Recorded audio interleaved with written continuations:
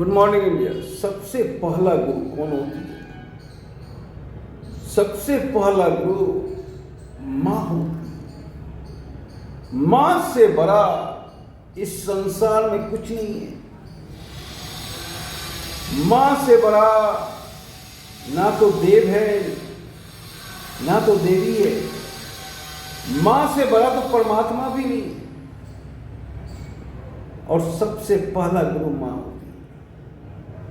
पर आजकल बड़ी दुर्भाग्य के साथ कहना पड़ रहा है कि हर घर में लगभग 50% घर में माँ रोती हुई मिलती है। बहुत से घर में माँ को नहीं रखना चाहता है। वृद्धा आश्रम में माँ मिलती है। अरे नालायकों, क्या बोलूं। माँ तो माँ होती है। 9 महीने गर्भ में रखती है।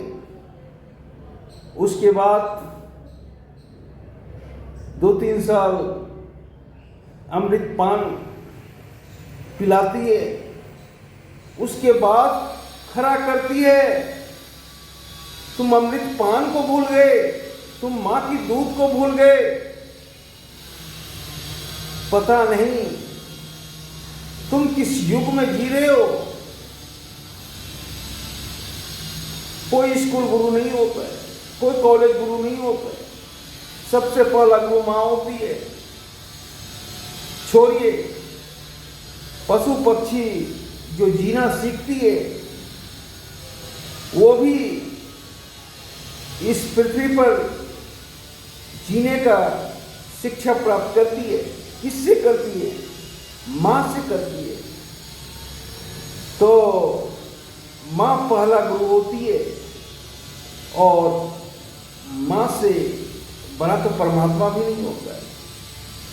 पर आज हर घर की स्थिति बिल्कुल विपरीत है। माँ को कोई देखना नहीं चाहता है।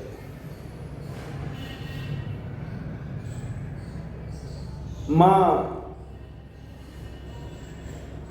को कोई समझना नहीं चाहती है। माँ को कोई पूछता तक नहीं है। बहुत सी माँ वृद्धाश्रम में मिलती है, रोती हुई मिलती है। और ऐसी बात नहीं कि उनका बच्चा गरीब है, उनका बच्चा डॉक्टर है, उनका बच्चा इंजीनियर है और माँ बाप वृद्धाश्रम में मिलेंगे। बड़ा विचित्र विडंबना है। सबसे पहला गुरु का ही तुम सम्मान नहीं करोगे तो क्या गुरु का सम्मान करोगे? जब तुम अपनी माँ का सम्मान नहीं करोगे तो क्या परमात्मा का सम्मान करोगे? माँ से बड़ा परमात्मा भी नहीं है। धन्यवाद।